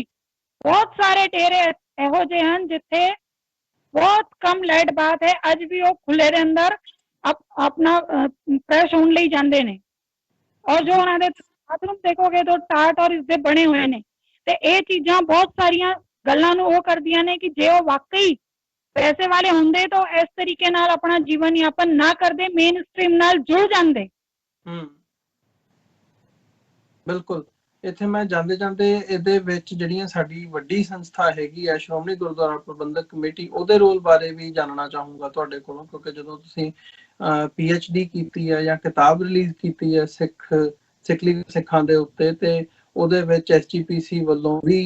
ਇਨਵੋਲਵਮੈਂਟ ਸੀ, ਤੇ ਅਦਰਵਾਈਜ਼ ਅਸੀਂ ਦੇਖਦੇ ਹਾਂ ਇਹ ਸਾਰੇ ਇਸ਼ੂ ਨੂੰ ਮੁੱਖ ਰੱਖਦੇ ਹਾਂ ਵੀ SGPC ਵੱਲੋਂ ਕਈ ਤਰ੍ਹਾਂ ਦੇ ਜਿਹੜੇ ਦਾਅਵੇ ਨੇ ਉਹ ਕੀਤੇ ਗਏ ਨੇ ਪਿਛਲੇ ਸਮੇਂ ਦੇ ਵਿੱਚ, ਜਾਂ ਡੈਲੀਗੇਸ਼ਨ ਬਣਾ ਕੇ ਭੇਜੇ ਗਏ ਆ ਕਿ ਅਸੀਂ ਮਦਦ ਕਰਾਂਗੇ, ਅਸੀਂ ਏਦਾਂ ਕਰਾਂਗੇ। ਸੋ SGPC ਦਾ ਰੋਲ ਇਸ ਸਾਰੇ ਪਾਰਟ ਦੇ ਵਿੱਚ ਕਿੰਨਾ ਕੁ ਸਾਰਥਕ ਦੇਖਦੇ ਹੋ, ਜਾਂ ਉਹਦੀ ਇੰਪਲੀਮੈਂਟੇਸ਼ਨ ਜਦੋਂ ਉਹਨਾਂ ਦਾਅਵਿਆਂ ਦੀ ਦੇਖਦੇ ਆ ਤਾਂ ਉੱਥੇ ਕੀ ਨਜ਼ਰ ਆਉਂਦਾ? ਵੀਰ ਜੀ, ਇਸ ਦੇ ਅੰਦਰ ਇੱਕ ਚੀਜ਼ ਇਹ ਹੈਗੀ ਹੈ ਕਿ ਜਦੋਂ ਇਹਨਾਂ ਦੇ ਪ੍ਰਧਾਨ SGPC ਦੇ ਪ੍ਰਧਾਨ ਸਾਹਿਬ ਸਾਡੇ ਭੋਪਾਲ ਆਏ ਸੀਗੇ ਤੇ ਪੂਰੇ ਥਾਂ ਤੋਂ ਇਹ ਭੋਪਾਲ ਕਾਫੀ ਸਿਗਲੀਕਰ ਇਕੱਠੇ ਹੋਏ ਸੀ ਤੇ ਉਹਨਾਂ ਨੇ ਕਿਹਾ ਆਪਣੀ ਪ੍ਰੋਬਲਮ ਲਿਖ ਕੇ ਦੇ ਦਿਓ। ਕਾਫੀਆਂ ਨੇ ਆਪਣੀ ਪ੍ਰੋਬਲਮ ਦਿੱਤੀ, ਹੁਣ ਤੱਕ ਉਹਦਾ ਕੋਈ ਸੋਲੂਸ਼ਨ ਹੋਇਆ ਨਹੀਂ। ਜਦੋਂ ਮੈਂ PhD ਕਰ ਰਹੀ ਸੀ ਮੈਂ ਬਹੁਤ ਸਾਰੇ ਥਾਂ ਤੇ ਈਵਨ SGPC, ਦਿੱਲੀ ਗੁਰਦੁਆਰਾ ਪ੍ਰਬੰਧਕ ਕਮੇਟੀ ਔਰ ਗਵਰਨਮੈਂਟ ਦੀ ਵੀ ਕਈ ਐਸੋਸੀਏਸ਼ਨ ਸੀਗੇ ਜਿਹੜੇ ਰਿਲੇਟਡ ਹੁੰਦੇ ਨੇ, DNT ਤੋਂ ਰਿਲੇਟਡ ਹੁੰਦੇ ਨੇ, ਸੈਂਸਸ ਆਫਿਸ ਹੁੰਦੇ ਨੇ, ਮੈਂ ਸਾਰੀ ਥਾਂ ਤੇ ਅਪਰੋਚ ਕੀਤੀ ਤੇ ਮੈਨੂੰ ਕਿਧਰੇ ਵੀ ਇਹਨਾਂ ਦੇ ਆંકੜੇ ਜਾਂ ਇਹਨਾਂ ਤੋਂ ਰਿਲੇਟਡ ਮੋਰ ਇਨਫੋਰਮੇਸ਼ਨ ਕਿਧਰੇ ਵੀ ਨਹੀਂ ਸੀ। ਅਗਰ ਆਪ ਉਹਨਾਂ ਤੋਂ ਹੀ ਕਿ ਆਪ ਇਹ ਦੱਸ ਦੋ ਕਿ ਸਾਡੇ MP ਦੇ ਅੰਦਰ ਕਿੰਨੇ ਸਿਗਲੀਕਰਨ ਤੋਂ ਨਾਮ ਨਹੀਂ ਪਤਾ ਹੋਏਗਾ। ਇੱਕ MP ਦੀ ਗੱਲ ਛੱਡ ਦੋ, ਸਾਡਾ MP ਸਟੇਟ ਹੈ ਇੰਡੀਆ ਦਾ ਜਿੱਥੇ ਸਿਗਲੀਕਰਨ ਦੇ ਆંકੜੇ ਪਬਲਿਸ਼ ਹੋਏ ਨੇ, ਤੇ ਇਸ ਨੂੰ ਲੈ ਕੇ ਮੈਨੂੰ ਬਹੁਤ ਮੇਰੇ ਤੇ ਪ੍ਰੈਸ਼ਰ ਰਿਹਾ ਤੇ ਹੋ ਸਕਦਾ ਇਸ ਪ੍ਰੋਗਰਾਮ ਦੇ ਬਾਅਦ ਵੀ ਜਿਨ੍ਹਾਂ ਨੂੰ ਰੋਕਿਆ ਉਹ ਫਿਰ ਐਕਟਿਵ ਹੋਣ ਤੇ ਮੈਨੂੰ ਕਾਫੀ ਭਲਾ ਬੁਰਾ ਕਹਿਣ ਕਿ ਬਈ ਇਹ ਆંકੜੇ ਪਬਲਿਸ਼ ਨਹੀਂ ਹੋਣੇ ਚਾਹੀਦੇ ਸੀ ਜਾਂ ਸਾਰਾ ਕੁਝ। ਤੇ ਹੁਣ ਜਦੋਂ ਆਪਣੇ ਗੱਲ ਕੀਤੀ, ਜੋ ਸਟਾਰਟਿੰਗ ਆਪਣਾ ਪ੍ਰੋਗਰਾਮ ਹੋਇਆ ਜੀ, ਇਹ ਦੇਖੋ ਕਿ ਜਿਹੜੀ ਸਾਡੀ ਸਰਮੌਰ ਸੰਸਥਾ ਹੈ SGPC, ਇਹਨਾਂ ਨੂੰ ਇਹੀ ਨਹੀਂ ਪਤਾ ਕਿ ਸਾਡੇ ਸਿਗਲੀਕਰ ਬੈਠੇ ਕਿੱਥੇ ਕਿੱਥੇ ਹਨ, ਕਿੰਨੇ ਸਟੇਟਾਂ ਦੇ ਹਨ, ਉਹਨਾਂ ਦੀ ਟੋਟਲ ਪਾਪੂਲੇਸ਼ਨ ਕੀ ਹੈ ਤੇ ਕੀ ਉਹ ਸਿੱਖ ਪੰਥ ਦੇ ਅੰਦਰ ਸੰਮਿਲਿਤ ਹੋ ਰਹੇ ਨੇ ਜਾਂ ਨਹੀਂ ਹੋ ਰਹੇ ਨੇ। ਤੇ ਹੁਣ 2020 ਚੱਲ ਰਿਹਾ ਹੈ, ਅਗਲੇ ਸਾਲ 2021 ਆ ਜਾਣਾ ਜਦੋਂ ਪਾਪੂਲੇਸ਼ਨ ਹੋਏਗੀ, ਕਿਉਂਕਿ ਹਰ ਸਾਲ 10 ਸਾਲ ਜਨਗਣਨਾ ਹੁੰਦੀ ਹੈ ਤੇ ਇਹਨਾਂ ਨੇ ਉਸ ਜਨਗਣਨਾ ਲਈ ਆਪਣੇ ਜਿਹੜੇ ਵੀ ਗੁਰੂ ਨਾਨਕ ਪੰਥੀ ਸੀਗੇ, ਖਾਲੀ ਸਿਗਲੀਕਰ ਨਹੀਂ, ਜੋਹਰੀ, ਬੰਜਾਰੇ, ਲਵਾਣੇ, ਸਤਨਾਮੀ ਤੇ ਲਾਮੇ, ਅਸਾਮੀ, ਇਹਨਾਂ ਲਈ ਕਿਹੜੇ ਉਪਬੰਧ ਕੀਤੇ ਨੇ ਉਹਨਾਂ ਨੂੰ ਪੁੱਛੋ ਤਾਂ ਆਪ ਨੂੰ ਪਤਾ ਚੱਲੇਗਾ ਕਿ ਕੀ ਉਹਨਾਂ ਨੂੰ ਸ਼ਾਮਿਲ ਕਰਨ ਲਈ ਕੀ ਕੀਤਾ ਗਿਆ, ਇਹਨਾਂ ਨੂੰ ਕੀ ਗਾਈਡਲਾਈਨ ਦਿੱਤੀ, ਕੀ ਦਿੱਤਾ ਗਿਆ। ਤੇ ਹੁਣ ਤੱਕ ਜੋ ਸਾਡੇ ਲੋਕ DNT ਜਾਂ ਅਦਰ ਕਮਿਊਨਿਟੀ ਦੇ ਅੰਦਰ ਸ਼ਾਮਿਲ ਹੋ ਰਹੇ ਨੇ, ਉਹਨਾਂ ਨੂੰ ਸਿੱਖ ਪਾਲੇ ਦੇ ਅੰਦਰ ਲੈਣ ਲਈ ਕੀ ਕੀਤਾ ਗਿਆ, ਇਹ ਸਾਰੀਆਂ ਚੀਜ਼ਾਂ ਦੇ ਸਾਨੂੰ ਹੁਣ ਤੱਕ ਆਨਸਰ ਨਹੀਂ ਮਿਲੇ ਨੇ। ਔਰ ਇੱਕ ਹੈਰਾਨਗੀ ਦੀ ਗੱਲ ਇਹ ਹੁੰਦੀ ਹੈ, ਜੋ ਸਾਡੇ MP ਹਮੇਸ਼ਾ ਉੱਠ ਕਰ ਆਉਂਦੀ ਹੈ ਕਿ ਸਾਰੇ ਇੰਡੀਆ ਦੇ ਅੰਦਰ ਆਲਮੋਸਟ ਹਰ ਸਟੇਟ ਦੇ ਅੰਦਰ ਸਿਗਲੀਕਰ ਰਹਿੰਦੇ ਨੇ। ਫਿਰ ਏਦਾਂ ਦਾ ਰੀਜ਼ਨ ਹੈਗਾ ਕਿ ਪੰਜਾਬ, ਦਿੱਲੀ, ਹਰਿਆਣਾ ਜਾਂ ਆਊਟ ਆਫ ਮਤਲਬ ਕੰਟਰੀ ਤੋਂ ਬਾਹਰ, ਫੋਰਨ ਤੋਂ ਸਿਰਫ ਸਿਗਲੀਕਰਾਂ ਦੇ ਅੰਦਰ ਇੰਟਰਸਟ MP ਜਾਂ ਮਹਾਰਾਸ਼ਟਰ ਦੇ ਸਿਗਲੀਕਰਾਂ ਦੇ ਅੰਦਰ ਲੋਕਾਂ ਦਾ ਕਿਉਂ ਹੁੰਦਾ ਹੈ ਜੀ? ਕਿਉਂਕਿ ਅਦਰ ਥਾਂ ਤੇ ਕਿਉਂ ਨਹੀਂ ਹੁੰਦਾ? ਇੱਕ ਇਹ ਵੀ ਸੋਚਣ ਵਾਲੀ ਗੱਲ ਹੈ ਕਿ ਜਦ ਆਪ 10,000 ਸਿਗਲੀਕਰ ਇੰਨੇ ਟਾਈਮ ਤੋਂ ਨਹੀਂ ਸਾਂਭ ਸਕੇ ਤੇ ਆਪ ਮਤਲਬ ਕਿਹੜਾ ਆਪਦਾ ਮੇਨ ਇਸ਼ੂ ਕੀ ਹੈ ਇੱਥੇ? ਕਿਉਂਕਿ ਜੋ ਵੀ ਸੰਗਤ ਪੈਸਾ ਦਿੰਦੀ ਹੈ ਨਾ, ਉਹਨਾਂ ਨੂੰ ਇਹੀ ਜਦ ਸੁਣ ਕੇ ਹੈਰਾਨੀ ਹੋਈ ਕਿ ਅਸੀਂ ਲੱਖਾਂ ਕਰੋੜਾਂ ਰੁਪਏ ਦੇ ਚੁੱਕੇ ਹਾਂ, ਕਈ ਸਾਲਾਂ ਤੋਂ ਸੇਵਾ ਹੋ ਰਹੀ ਨੇ, ਲੇਕਿਨ ਅੱਜ ਵੀ ਸਾਡੇ MP ਦੇ ਸਿਗਲੀਕਰ ਜਿਹੜੇ ਹਨ,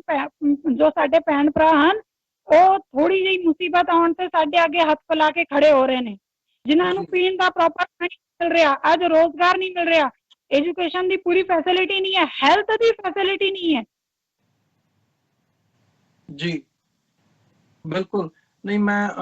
ਗੱਲ ਤੁਹਾਡੀ ਕੰਪਲੀਟਲੀ ਫੋਲੋ ਕਰਦੇ ਆ ਕਿ ਜਿਹੜਾ ਇੱਕ ਕੰਸੋਲੀਡੇਟਿਡ ਐਫਰਟ ਹੁੰਦਾ ਜਾਂ ਤਰੀਕੇ ਦੇ ਨਾਲ ਸੋਚ ਸਮਝ ਕੇ ਮਦਦ ਕਰਨ ਦੀ ਲਾਈਨ ਹੁੰਦੀ ਹੈ, ਕੋਈ ਰੋਡ ਮੈਪ ਤਿਆਰ ਕਰਕੇ ਵੀ ਇਦਾਂ ਅਸੀਂ ਇਹ ਕਾਰਜ ਜਿਹੜਾ ਹੈ ਉਹ ਕਰ ਸਕਦੇ ਹਾਂ, ਉਹਦੇ 'ਚ ਕਿਤੇ ਨਾ ਕਿਤੇ ਕਮੀ ਆ, ਉਹ ਸੰਸਥਾਵਾਂ ਦੇ ਵੱਲੋਂ ਵੀ ਹੈ, ਉਹਦੇ 'ਚ ਨੈਗਲੈਕਸ਼ਨ ਜਿਹੜੀ ਹੈ, ਨੈਗਲੈਕਟ ਜਿਸ ਤਰੀਕੇ ਦੇ ਨਾਲ ਤੁਸੀਂ SGPC ਦਾ ਰੋਲ ਜਾਂ ਵੱਡੀਆਂ ਜਿਹੜੀਆਂ ਸਿੱਖ ਸੰਸਥਾਵਾਂ ਨੇ ਉਹਨਾਂ ਬਾਬਤ ਦੱਸਿਆ, ਉਹਦੇ ਉੱਤੇ ਵੀ, ਉਹਨਾਂ ਦੀ ਕਾਰਗੁਜ਼ਾਰੀ ਦੇ ਉੱਤੇ ਵੀ ਸਵਾਲੀਆ ਨਿਸ਼ਾਨ ਲੱਗਦਾ। ਤੇ ਨਾਲ ਹੀ ਨਾਲ ਫਿਰ ਜਿਹੜਾ ਪ੍ਰਸ਼ਾਸਨ ਦਾ ਰਵੱਈਆ ਹੁੰਦਾ, ਉਹ ਸਾਰੇ ਪਾਰਟ ਨੂੰ ਕੰਪਲੀਟਲੀ ਉਹਨਾਂ ਦੀ ਜਿਹੜੀ ਸਥਿਤੀ ਹੈ ਉਹਨੂੰ ਬਿਲਕੁਲ ਡੀਰੇਲ ਕਰ ਦਿੰਦਾ, ਜਿਵੇਂ ਜਿਹਨੂੰ ਕਹਿੰਦੇ ਵੀ ਗੱਡੀ ਕੱਚਿਓਂ ਲਾ ਦਿੰਦਾ। ਪਰ ਇੱਥੇ ਜਾਂਦੇ ਜਾਂਦੇ ਮੈਂ ਇਹ ਜ਼ਰੂਰ ਤੁਹਾਡੇ ਕੋਲੋਂ ਜਾਣਨਾ ਚਾਹੂੰਗਾ ਵੀ ਜਿਹੜੇ ਸਿੱਖ ਸੰਸਥਾਵਾਂ ਬਾਹਰੋਂ ਜਿਹੜੀਆਂ ਮਦਦ ਕਰਦੀਆਂ ਨੇ, ਬਾਹਰਲੇ ਮੁਲਕਾਂ ਦੇ ਵਿੱਚੋਂ ਬੈਠ ਕੇ, ਜਾਂ ਈਵਨ ਉੱਥੋਂ ਵੀ ਇੰਡੀਵਿਜੂਅਲ ਕਈਆਂ ਦਾ ਹੁੰਦਾ, ਜਦੋਂ ਇਦਾਂ ਦੀਆਂ ਵੀਡੀਓਜ਼ ਸਾਹਮਣੇ ਆਉਂਦੀਆਂ ਨੇ ਜਿਵੇਂ ਪਿਛਲੇ ਦਿਨਾਂ ਦੇ ਵਿੱਚ ਹੋਇਆ, ਫਿਰ ਉਹ ਅਪਰੋਚ ਕਰਦੇ ਆ, ਪਹੁੰਚ ਕਰਦੇ ਆ ਸਿੱਖਲੀਗਰ ਸਿੱਖਾਂ ਦੇ ਤੱਕ, ਤੇ ਉਹਨਾਂ ਨੂੰ ਪੁੱਛਦੇ ਆ ਤੇ ਮਦਦ ਕਰਦੇ ਆ, ਉਹਨਾਂ ਦੀ ਫਾਈਨੈਂਸ਼ੀਅਲੀ ਵੀ ਤੇ ਜਿਸ ਤਰੀਕੇ ਦੇ ਨਾਲ ਵੀ ਕਰ ਸਕਦੇ ਆ। ਉਹਨਾਂ ਲਈ ਤੁਸੀਂ ਕੋਈ ਸੁਝਾਅ ਦੇ ਸਕੋ ਜਾਂ ਉਹਨਾਂ ਨੂੰ ਦੱਸ ਸਕੋ ਵੀ ਕੀ ਤਰੀਕਾਕਾਰ ਅਪਣਾਇਆ ਜਾ ਸਕਦਾ ਇਸ ਲਈ? ਵੀਰ ਜੀ, ਬਹੁਤ ਅੱਛਾ आपने ਕੀਤਾ ਹੈ, ਔਰ ਇਹ ਬਿਲਕੁਲ ਸੱਚ ਹੈਗਾ ਜੋ ਵੀ ਹੁਣ ਤੱਕ ਦਾ ਕਾਰਜ ਹੋ ਰਿਹਾ, ਤੇ ਉਹ ਮੈਨੂੰ ਲੱਗਦਾ ਨਹੀਂ ਕਿ ਐਗਜ਼ੈਕਟ ਹੋ ਰਿਹਾ, ਕਿਉਂਕਿ ਇਸ ਕਰਕੇ ਹੀ ਅਸੀਂ ਪੋਪੂਲੇਸ਼ਨ ਜਿਹੜੀ ਸਾਡੀ ਸੀਗੀ ਉਸਨੂੰ ਸਾਂਭ ਨਹੀਂ ਸਕੇ ਸੀ। ਤੇ ਹੁਣ ਜੋ ਬਾਹਰਲੀਆਂ ਜੋ ਚੀਜ਼ਾਂ ਹਨ, ਉਸ ਦੇ ਲਈ ਮਤਲਬ ਜੋ ਬਾਹਰਲੀ ਸਾਡੀ ਸੰਗਤ ਹੈ ਜੋ ਆਪਣਾ ਡੋਨੇਸ਼ਨ ਕਰਨਾ ਚਾਹੁੰਦੀ ਹੈ, ਦਸਵੰਧ ਦੇਣਾ ਚਾਹੁੰਦੀ ਹੈ, ਤੇ ਉਹਨਾਂ ਨੂੰ ਮੇਰੀ ਇੱਕੋ ਹੀ ਅਪੀਲ ਹੈ, ਜਾਂ ਤੇ ਆਪ ਆਪਣਾ ਜੋ ਵੀ ਦਿੰਦੇ ਹੋ ਉਹ ਕੋਈ ਵੀ ਭਾਵਨਾ ਦੇ ਅੰਦਰ, ਸੈਂਟੀਮੈਂਟ ਦੇ ਅੰਦਰ ਆ ਕੇ ਨਾ ਆਪਣਾ ਦਸਵੰਧ ਕੱਢੋ, ਨਾ ਕੁਝ ਦਿਓ। ਤੁਹਾਨੂੰ ਏਦਾਂ ਦਾ ਲੱਗਦਾ ਹੈ ਕਿ ਭਈ ਇਹ ਗਲਤ ਹੋਇਆ, ਤੇ ਘੱਟੋ ਘੱਟ ਆਪ MP ਦੇ ਅੰਦਰ ਰਹਿੰਦੇ ਨੇ, ਉਹਨਾਂ ਨੂੰ ਆਪ ਅਪਰੋਚ ਕਰ ਲਓ। ਜਿਸ ਤਰ੍ਹਾਂ ਹੁਣ ਮੈਂ MP ਦੇ ਅੰਦਰ ਹਾਂ, ਮੈਂ ਆਪ ਮੇਰੇ ਨਾਲ ਕੰਟੈਕਟ ਕਰ ਸਕਦੇ, ਹੋਰ ਦੂਸਰੇ ਲੋਕ ਨਾਲ ਕੰਟੈਕਟ ਕਰ ਸਕਦੇ, ਜਾਂ ਆਪਣਾ ਇੱਕ ਡੈਲੀਗੇਸ਼ਨ ਆਪ ਇੱਥੇ ਭੇਜ ਸਕਦੇ ਹੋ ਕਿ ਉਹ ਐਕਚੁਅਲ ਪੋਜੀਸ਼ਨ ਜਾਣੇ ਕਿ ਫੈਕਟ ਕੀ ਹੈ, ਕੀ ਸਾਡੇ ਲੋਕਾਂ ਦੀ ਗਲਤੀ ਹੈ ਜਾਂ ਪ੍ਰਸ਼ਾਸਨ ਦੀ ਗਲਤੀ ਹੈ ਜਾਂ ਗਰਾਊਂਡ ਲੈਵਲ ਤੇ ਕੀ ਹੋ ਰਿਹਾ। ਕਿਉਂਕਿ ਕੋਈ ਵੀ ਚੀਜ਼ ਇਮੀਡੀਏਟ ਨਾ ਕੀਤੀ ਜਾਵੇ, ਕਿਉਂਕਿ ਆਪ ਦੇਖੋ ਜੋ ਇਮੀਡੀਏਟ ਚੀਜ਼ ਹੋਈ ਹੈ ਉਸੇ ਦਾ ਨਤੀਜਾ ਹੈ। ਜਿਸ ਤਰ੍ਹਾਂ ਸਿਗਲੀਕਰਨ ਨੂੰ ਬਗੈਰ ਜਾਣੇ ਸਮਝੇ ਲੋਕਾਂ ਨੇ ਕਰੋੜਾਂ ਰੁਪਏ ਸਾਡੇ ਅੱਜ ਲੱਗ ਚੁੱਕੇ ਨੇ। ਬਹੁਤ ਸਾਰੇ ਲੋਕ ਕਹਿੰਦੇ, ਕੋਈ ਕਹਿੰਦਾ ਸਾਡਾ 50 ਲੱਖ ਦਾ ਬਜਟ ਹੈ, ਕੋਈ ਕਹਿੰਦਾ ਈਅਰਲੀ ਸਾਡਾ 1 ਕਰੋੜ ਦਾ ਹੈ, ਕੋਈ 1.5 ਕਰੋੜ ਕਹਿ ਰਿਹਾ। ਲੇਕਿਨ ਇੰਨੇ ਸਾਲ ਦੇ ਅੰਦਰ ਆਪਾਂ ਦੇਖੀਏ ਨਾ, ਇੱਕ ਪੁਰਾਣੀ ਕਹਾਵਤ ਯਾਦ ਆ ਰਹੀ ਹੈ ਮੈਨੂੰ, ਜਿਸਨੂੰ ਬਹੁਤ ਸ਼ਾਰਟ ਦੇ ਅੰਦਰ ਮੈਂ ਆਪ ਨੂੰ ਕਹਾਂਗੀ, ਜਿਸਨੂੰ ਅੰਧੇ ਦਾ ਹਾਥੀ ਕਿਹਾ ਜਾਂਦਾ ਹੈ। ਜਿਹੜੇ ਅੰਧੇ ਸੀ ਨਾ, ਉਹਨਾਂ ਨੇ ਹਾਥੀ ਨੂੰ ਜਦੋਂ ਟੱਚ ਕੀਤਾ ਤੇ ਜਿਹੜੇ ਉਹਦੇ ਪੈਰ ਸੀ, ਕਿਸੇ ਅੰਧੇ ਨੂੰ ਉਹ ਲੱਗੇ ਕਿ ਉਹ ਖੰਭੇ ਹਨ, ਕਿਸੇ ਨੂੰ ਉਹਦਾ ਕੰਨ ਲੱਗਿਆ ਕਿ ਉਹ ਸੂਪੜਾ ਹੈ ਜਿਸ ਨਾਲ ਉਹ ਕਣਕ ਸਾਫ਼ ਕੀਤੀ ਜਾਂਦੀ ਹੈ, ਤੇ ਜਿਹੜਾ ਉਹਦਾ ਪੇਟ ਸੀ ਦੀਵਾਰ ਵਾਂਗ ਲੱਗਿਆ, ਤੇ ਜਿਹੜੀ ਉਹਦੀ ਪੂਛ ਸੀ ਉਹ ਰੱਸੀ ਵਾਂਗ ਲੱਗੀ, ਤੇ ਜੋ ਉਹਦੀ ਸਾਹਮਣੇ ਸੁੰਡ ਸੀ ਉਹ ਉਸਨੂੰ ਲੱਗੀ ਹੈ ਕਿ ਵੀ ਸਾਫ਼ ਸੀਗੀ। ਤੇ ਹੋਇਆ ਕਿ ਉਹ ਮੇਨ ਜਿਹੜੀ ਚੀਜ਼ ਸੀ ਉਹ ਅੱਜ ਵੀ ਉੱਥੇ ਦੀ ਉੱਥੇ ਹੀ ਹੈ। ਸਿਗਲੀਕਰ ਅੱਜ ਵੀ ਉੱਥੇ ਦੇ ਨਹੀਂ ਹੈ। ਉਹਨਾਂ ਨਾ ਤੇ ਉਹ ਮੇਨ ਸਟਰੀਮ ਨਾਲ ਜੁੜੇ, ਨਾ ਉਹਨਾਂ ਨੂੰ ਪ੍ਰੋਪਰ ਰੋਜ਼ਗਾਰ ਮਿਲਿਆ, ਨਾ ਐਜੂਕੇਸ਼ਨ ਪੁਆਇੰਟ ਨਾਲ ਉਹ ਬਹੁਤ ਅੱਛੇ ਹੋਏ, ਨਾ ਉਹ ਕੋਈ ਬਹੁਤ ਵਧੀਆ ਜੌਬ ਦੇ ਅੰਦਰ ਆਏ। ਸੋ ਅਸੀਂ ਇਸ ਚੀਜ਼ ਨੂੰ ਹੀ ਧਿਆਨ ਰੱਖਦੇ ਹੋਏ, ਕਿਉਂਕਿ ਇਹ ਬਹੁਤ ਸਾਰਾ ਕੰਮ ਹੋ ਚੁੱਕਿਆ ਹੈ, ਆਉਣ ਵਾਲੇ ਟਾਈਮ ਤੇ ਅਸੀਂ ਇੱਕ ਪ੍ਰੋਜੈਕਟ ਇਹੋ ਜਿਹਾ ਹੀ ਲੈ ਕੇ ਆ ਰਹੇ ਹਾਂ ਜਿਸ ਦੇ ਅੰਦਰ ਪੂਰੀ ਟਰਾਂਸਪੇਰੈਂਸੀ ਦੇ ਅੰਦਰ ਅਸੀਂ ਕੰਮ ਕਰਨਾ ਆ, ਤੇ ਜੋ ਵੀ ਅਸੀਂ ਕੰਮ ਕਰਾਂਗੇ ਉਸਨੂੰ ਅਸੀਂ ਸੰਗਤ ਨੂੰ ਵੀ ਦੱਸਣਾ ਹੈ ਕਿ ਗਰਾਊਂਡ ਲੈਵਲ ਤੇ ਇਹ ਚੀਜ਼ ਹੋ ਰਹੀ ਸੀ ਤੇ ਅੱਗੇ ਚੱਲ ਕੇ ਇਹ ਹੋ ਰਿਹਾ ਹੈ, ਤਾਂ ਕਿ ਇਹਨਾਂ ਚੀਜ਼ਾਂ ਦੇ ਅੰਦਰ ਅਸੀਂ ਕੁਛ ਨਾ ਹੱਦ ਤੱਕ ਇਸ ਨੂੰ ਫੈਕਟ ਨੂੰ ਲੋਕਾਂ ਦੇ ਸਾਹਮਣੇ ਲਿਆ ਕੇ ਇੱਕ ਮਿਸਾਲ ਕਾਇਮ ਕਰ ਸਕੀਏ। ਬਿਲਕੁਲ। ਡਾਕਟਰ ਹਰਪ੍ਰੀਤ ਜੀ, ਤੁਹਾਡਾ ਬਹੁਤ ਬਹੁਤ ਧੰਨਵਾਦ। ਤੁਸੀਂ ਆਪਣਾ ਸਮਾਂ ਕੱਢਿਆ ਤੇ ਸਾਡੇ ਨਾਲ ਵਿਚਾਰ ਜਿਹੜੇ ਆ ਉਹ ਸਾਂਝੇ ਕੀਤੇ ਆ ਤੇ ਉੱਥੇ ਜਿਹੜੀ ਗਰਾਊਂਡ ਦੇ ਉੱਤੇ ਸਥਿਤੀ ਬਣੀ ਹੋਈ ਹੈ ਉਸ ਬਾਬਤ ਸਾਨੂੰ ਜਾਣਕਾਰੀ ਦਿੱਤੀ ਹੈ। ਸੋ ਅੱਜ ਦੇ ਸ਼ੋਅ ਦੇ ਵਿੱਚ ਇਜਾਜ਼ਤ ਚਾਹਾਂਗੇ ਜੀ। ਬਹੁਤ ਬਹੁਤ ਧੰਨਵਾਦ। ਫਤਿਹ ਦੀ ਸਾਂਝ आपका भी बहुत मेहरबानी जी, आपने मैनू टाइम दिता और इन्ना मतलब अपना समा दिता जी, बहुत बहुत मेहरबानी आपकी। थैंक यू जी। वाहिगुरू जी का खालसा, वाहिगुरू जी की फतेह जी। ਵਿਊਅਰਸ, ਉਮੀਦ ਕਰਦੇ ਹਾਂ ਜਿਹੜੀ ਅੱਜ ਦੀ ਇਹ ਸਾਡੀ ਵਿਚਾਰ ਚਰਚਾ ਸੀ ਤੁਹਾਨੂੰ ਜ਼ਰੂਰ ਪਸੰਦ ਆਈ ਹੋਵੇਗੀ ਤੇ ਦੇਖਣਾ ਇੱਥੇ ਇਹੀ ਬਣਦਾ ਹੈ ਜਿਹੜਾ ਸਵਾਲ ਹੈ ਸਾਡੇ ਲਈ ਵੀ ਕੀ ਕਾਰਨ ਹੈ ਕਿ ਜਿਵੇਂ 10,000 ਦੀ ਆਬਾਦੀ ਐਮਪੀ ਦੇ ਵਿੱਚ ਸਿੱਖ ਸਿੱਖਾਂ ਦੀ ਹੈ, ਇੰਨੇ ਸਮੇਂ ਤੋਂ ਮਦਦ ਹੋ ਵੀ ਰਹੀ ਹੈ, ਦਾਅਵੇ ਹੋ ਰਹੇ ਆ, ਪਰ ਕੀ ਕਾਰਨ ਬਣਿਆ ਕਿ ਉਹਨਾਂ ਦੀ ਜਿਹੜੀ ਸਥਿਤੀ ਹੈ ਉਹ ਜਿਉਂ ਦੀ ਤਿਉਂ ਹੈ, ਉਹਦੇ ਵਿੱਚ ਕੋਈ ਬਦਲਾਅ ਨਹੀਂ ਆਇਆ। ਤੇ ਅੱਜ ਜਿਹੜੇ ਹਾਲਾਤ ਬਣੇ ਹੋਏ ਆ, ਜਦੋਂ ਕੋਈ ਭੀੜ ਬਣਦੀ ਹੈ ਨਾਲ ਦੀ ਨਾਲ ਫਿਰ ਜਿਹੜੀਆਂ ਉਹ ਵੀਡੀਓਜ਼ ਨੇ ਸਿੱਖਾਂ ਦੀਆਂ ਉਹ ਵਾਇਰਲ ਹੋਣੀਆਂ ਸ਼ੁਰੂ ਹੋ ਜਾਂਦੀਆਂ ਨੇ, ਉਹ ਮਦਦ ਦੀ ਜਿਹੜੀ ਆ ਉਹ ਅਪੀਲ ਕਰਦੇ ਆ ਤੇ ਫਿਰ ਉਹੀ ਜਿਹੜਾ ਸਰਕਲ ਹੈ ਉਹ ਵਾਪਸ ਰਿਪੀਟ ਹੋਣ ਲੱਗ ਜਾਂਦਾ। ਸੋ ਇਹ ਗੱਲਾਂ ਕੁਝ ਸਾਡੇ ਲਈ ਸਵਾਲ ਨੇ ਤੇ ਜਿਹੜੀਆਂ ਸਾਡੀਆਂ ਸੰਸਥਾਵਾਂ ਇਸ ਪਾਸੇ ਲੱਗੀਆਂ ਹੋਈਆਂ ਨੇ ਉਹਨਾਂ ਦੇ ਲਈ ਵੀ ਇਹ ਇੱਕ ਸਵਾਲ ਹੈ ਕਿ ਇਸ ਨੂੰ ਇੱਕ ਤਰੀਕਾਕਾਰ ਬਣਾ ਕੇ ਇੱਕ ਕੰਸੋਲੀਡੇਟ ਐਫਰਟ ਕਰਕੇ ਕੋਈ ਉਹਨਾਂ ਲਈ ਉੱਥੇ ਰੁਜ਼ਗਾਰ ਪੈਦਾ ਕੀਤਾ ਜਾਵੇ ਜਾਂ ਇੱਕ ਤਰੀਕਾ ਬਣਾਇਆ ਜਾਵੇ ਤਾਂ ਕਿ ਉਹਨਾਂ ਦੀ ਪ੍ਰੋਪਰ ਜਿਹੜੀ ਅਪਲਿਫਟਮੈਂਟ ਹੈ ਉਹ ਹੋ ਸਕੇ। ਸੋ ਉਮੀਦ ਕਰਦੇ ਹਾਂ ਇਹ ਗੱਲਬਾਤ ਤੁਹਾਨੂੰ ਜ਼ਰੂਰ ਅੱਜ ਪਸੰਦ ਆਈ ਹੋਵੇਗੀ ਤੇ ਇਸ ਸੰਬੰਧੀ ਵੀ ਤੇ ਅਦਰਵਾਈਜ਼ ਵੀ ਕੋਈ ਤੁਹਾਡੇ ਸੁਝਾਅ ਹੋਣ, ਸਵਾਲ ਹੋਣ ਤੇ ਉਹ ਤੁਸੀਂ ਸਾਡੇ ਤੱਕ ਪੁੱਜਦੇ ਕਰ ਸਕਦੇ ਹੋ ਸੋਸ਼ਲ ਮੀਡੀਆ ਦੇ ਰਾਹੀਂ ਜਾਂ ਫਿਰ ਟੈਲੀਫੋਨ ਦੇ ਰਾਹੀਂ ਤੁਸੀਂ ਸਾਡੇ ਤੱਕ ਪਹੁੰਚ ਕਰ ਸਕਦੇ ਹੋ। ਸੋ ਇਹਨਾਂ ਹੀ ਸ਼ਬਦਾਂ ਦੇ ਨਾਲ ਅੱਜ ਅਸੀਂ ਇਸ ਸ਼ੋਅ ਦੇ ਵਿੱਚ ਇੱਥੇ ਤੁਹਾਡੇ ਕੋਲੋਂ ਇਜਾਜ਼ਤ ਚਾਹਾਂਗੇ। ਦੁਬਾਰਾ ਫਿਰ ਕੱਲ ਨੂੰ ਤੁਹਾਡੇ ਨਾਲ ਮੁਲਾਕਾਤ ਹੋਵੇਗੀ। ਇਜਾਜ਼ਤ ਦਿਓ ਜੀ। ਵਾਹਿਗੁਰੂ ਜੀ ਕਾ ਖਾਲਸਾ, ਵਾਹਿਗੁਰੂ ਜੀ ਕੀ ਫਤਿਹ।